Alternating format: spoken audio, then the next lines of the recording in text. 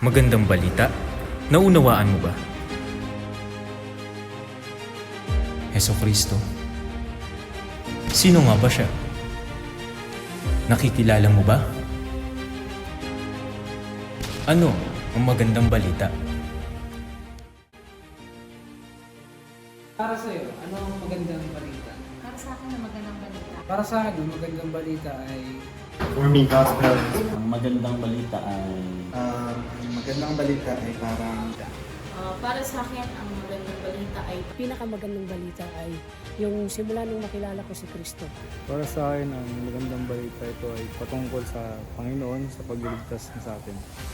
Para sa akin, ang magandang balita, ito yung salita na pinapahayag ng Diyos, yung magkaroon tayo ng buhay na walang hanggan.